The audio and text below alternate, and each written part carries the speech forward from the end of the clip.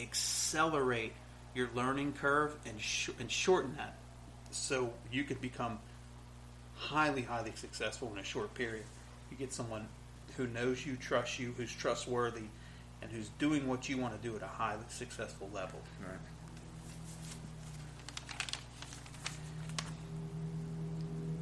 All right, another way to block your time, in my opinion, is to seek out other people that are doing what you do, but not successfully, not a mentor, though. Mm-hmm.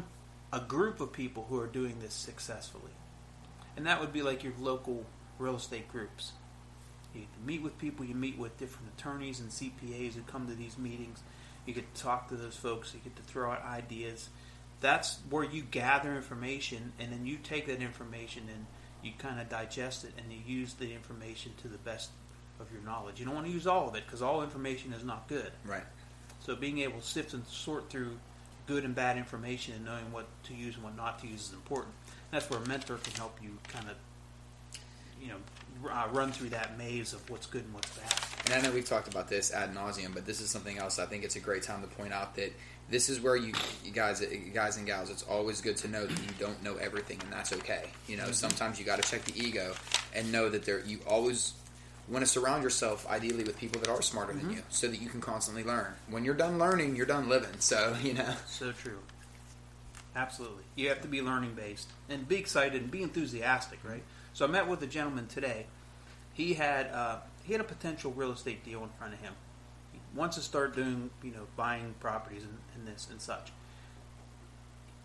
The scenario that came out of his mouth was like, hey, I'm buying this place. The seller is kind of jerking around with me, but I got it under contract for a certain price. And then they got another offer of X amount more, and they offered it to me. They said, look, would you pay this? And he let his emotions step in, and he said, no, I'm not going to pay that. So so I told him, next time you get a deal like that, because he showed me the deal, and I said, you really made a mistake, because at the price, even the higher price, was a good deal. Oh, okay. So if you would have reached out to me, maybe we could have partnered up with the deal. Right. Maybe or if not even that, I would have said, I think you should jump on that, and I'll help you sell it when the time is right. Okay. So where he could have came to me and said, hey, Alex, if you help me with this, I'm going to do something for you. It's not. I can't answer the phone because I would be on the phone all day answering questions. Hey, Alex, can you help me with this? Can you help me with this? Can you help me with this? I can, but I don't have enough time. Right.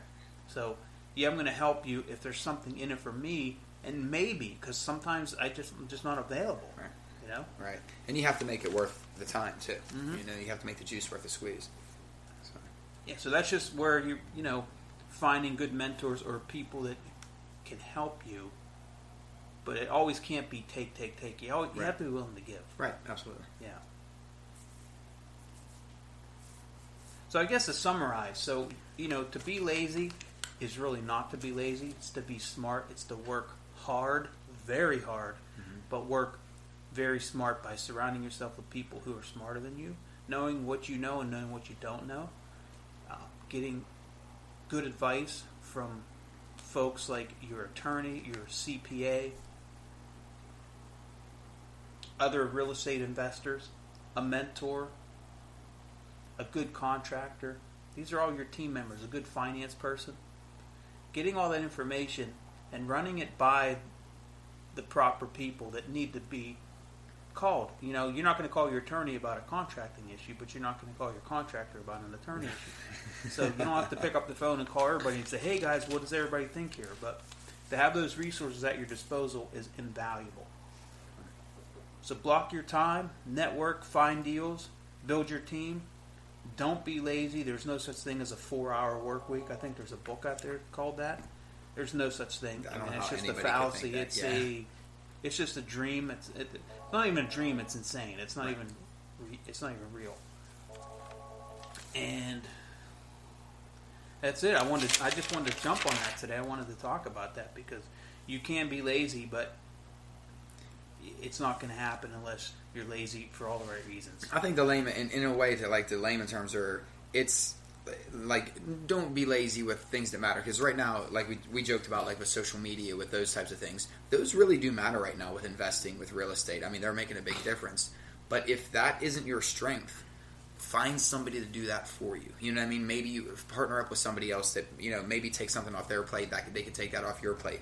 And I say that because, like you said with that 80-20 rule, when you're focusing on properties, if that's where your bread and butter is, guys, look for help. We all need help. Life is a teamwork kind of situation. So don't be, when you're being quote unquote lazy, realistically, you're focusing on what's important and looking for help and to strengthen you on the front from the outside. So couldn't have said it better myself.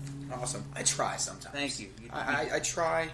I swing and miss sometimes, but you're improving. I got to give you that. Well, thank you, sir. That's all 1% every day, right? Yep. Just a little bit at a time. All right. Good sir. Anything else you'd like to sprinkle on at the end of this?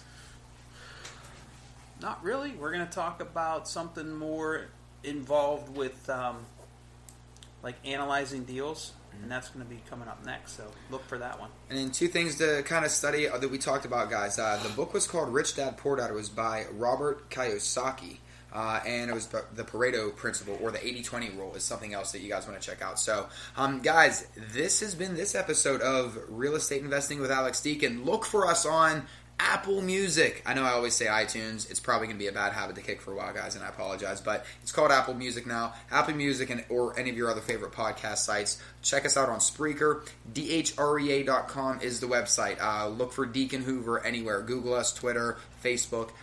We're all over the place now. We thank you so much for tuning in, and we will see you next time.